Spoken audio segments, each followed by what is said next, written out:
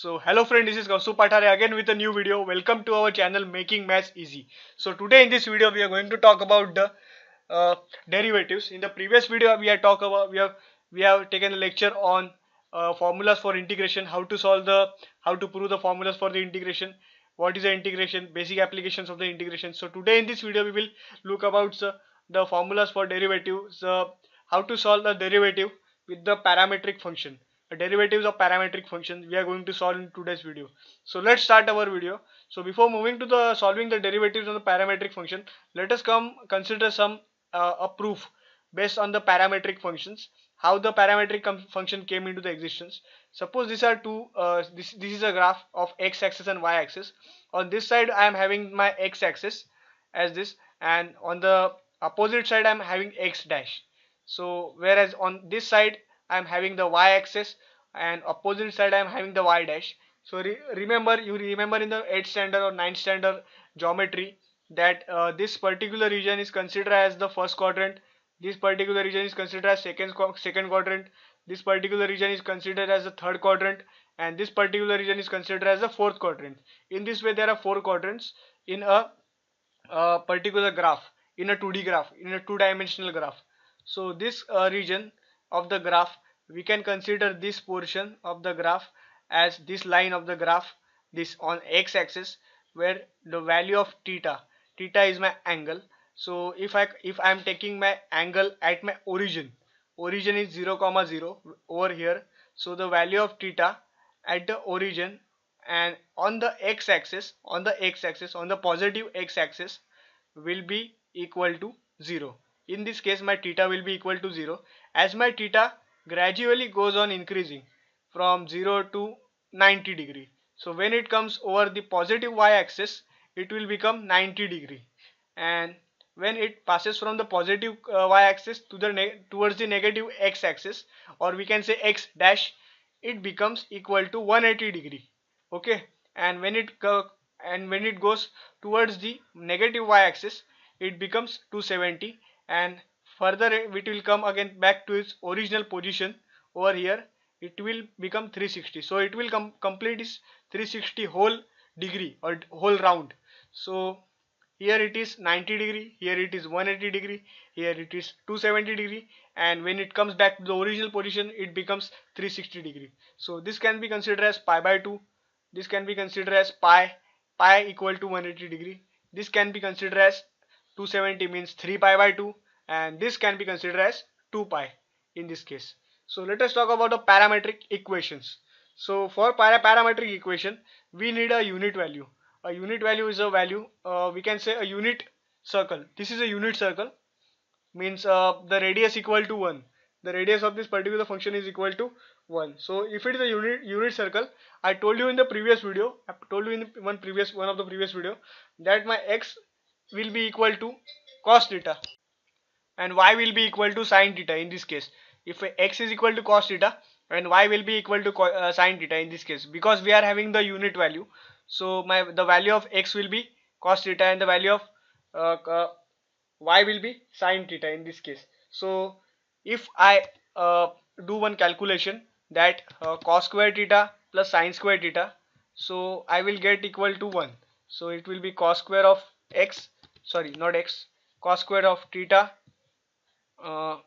plus sin square of theta. Then the calculation or the value I will get will be equal to 1 in this case, as we know that the sin square theta plus cos square theta is equal to 1. Okay, so you can also do one thing that in this case my x is equal to cos theta, so it will be x square or square of x, and y is equal to sin theta, so it will be y square or square of y in this case, and which will be equal to ultimately equal to 1. So x square plus y square is equal to 1, so which represents the equation of the unit circle where radius is equal to 1. So the equation of unit circle is x square plus y square is equal to 1. So let us move at the proof of some proof of parametric function, how to find the derivative of parametric function. So let's start our video. So let's come to one theorem This is the theorem which comes for the 4 marks in the examination. So if x is equal to f of t and y is equal to g of t are the two differentiable functions of parameter t, then y is a differential function of x, and my dy by dx, or the derivative of y with respect to x, equal to dy upon dt divided by dx upon dt, where dx upon dt is not equal to 0. So let's start proving this. So first of all, we need an increment. Increment means the change in the function. So we need three increments: increment of dy function, increment of dx function, and uh, increment of y function, increment of x function, and increment of t function. So let us consider a delta be a small variable. So dt be an increment in my x, be an increment in my t function. So dt be an increment in t, and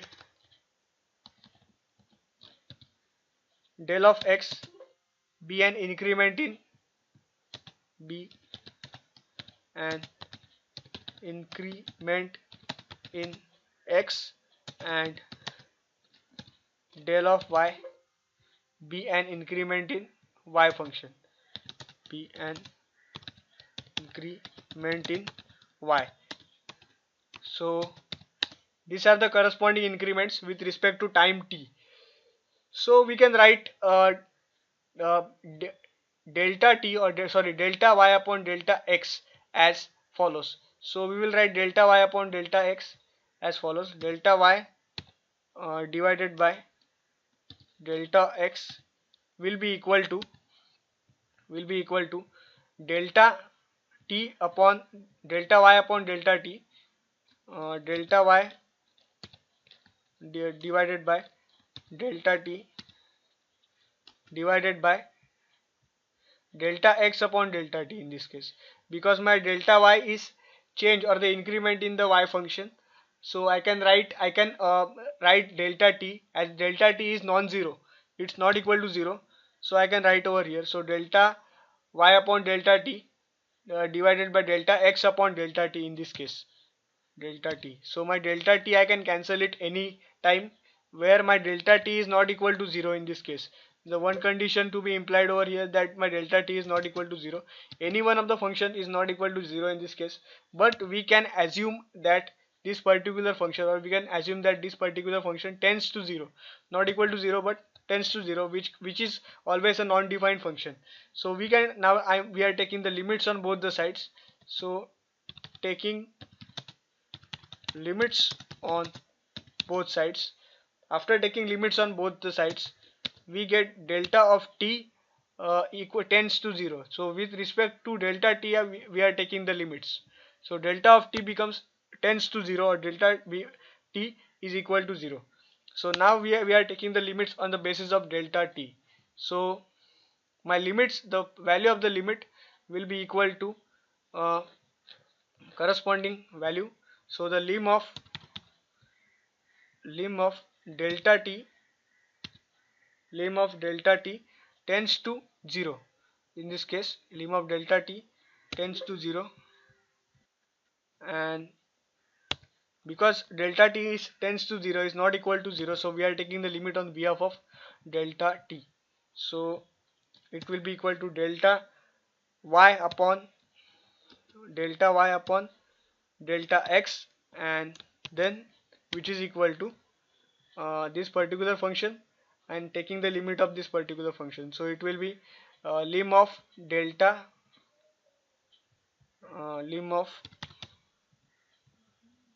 lim of delta t tends to 0 again, which tends to 0, so which will be equal to this function.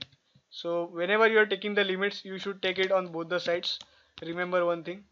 And I told you in the limits videos, in the previous limit video, I have made a video on continuity limits, that if lim of del of t, lim of any function tends to 0 with respect to the increment in x, or with respect to the increment in y, so that function will be equal to corresponding dy, or corresponding change in the function, so which will be dy upon dt and dx upon dt respectively. So in this case we will take an individual limit on both the sides. So we are taking the limit on numerator as well as on the denominator. So in the numerator we are taking the limit of this particular function.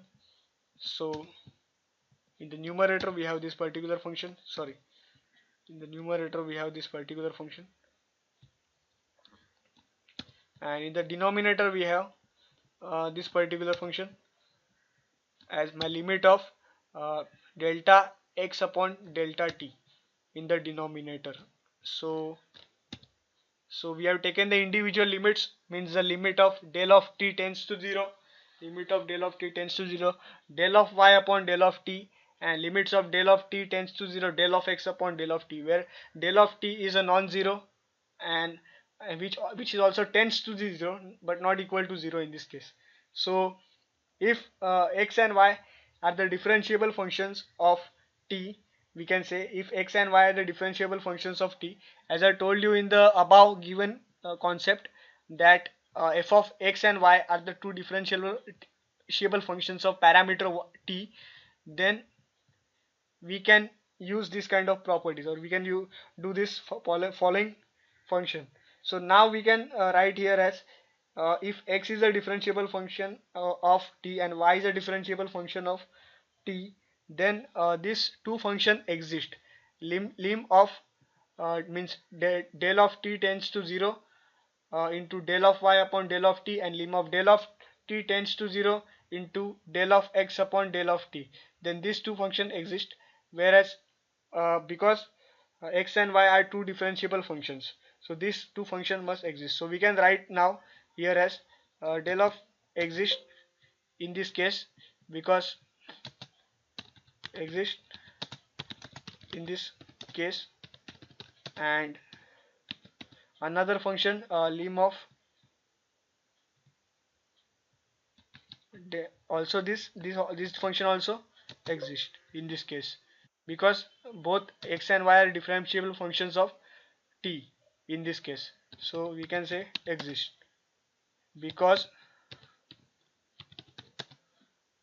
x and y are differentiable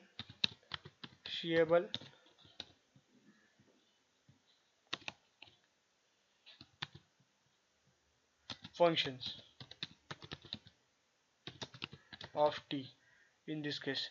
So remember one thing, if x and y are the differentiable functions of t in this case, so the lim of del of t tends to 0, del of y, or delta of y upon delta of t, and delta of x upon delta of t exist in this case. So now we can write one thing, if x is a differentiable function of y and y is a differentiable function of x, so we can assume, or we can write that lim of del of y upon del of t will be equal to lim of del of y upon del of t will be equal to dy upon dt in this case. So it will be dy divided by dt. Similarly, my lim of del of x upon del of t, del of x upon del of t will be equal to dx upon dt in this case. So, and another variable lim of del of y upon del of x will be dy upon dx in this case. So always remember to write these kinds, whenever these kinds of proof come in the examination, always remember to write the statement, because statement assume more marks than your proof, because if you fail to write the statement you will lose half of marks in each step. Okay, so always remember to put the statement. So my lim of, so that my lim of this particular function, this lim of the or del tends to del of t tends to 0, del of y upon del of x will be equal to del of y upon del of x will be equal to dy upon dx.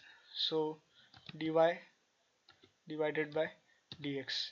So according to this equation, this particular equation, we have to substitute or resubstitute the values in this particular equation. So this equation becomes equal to, this particular equation become equal to, if I substitute the values of which I got here, dy dt, dx dt, and dy of ds. So this equation become equal to dy upon dx will be equal to uh, dy upon dt divided by dx upon dt in this case.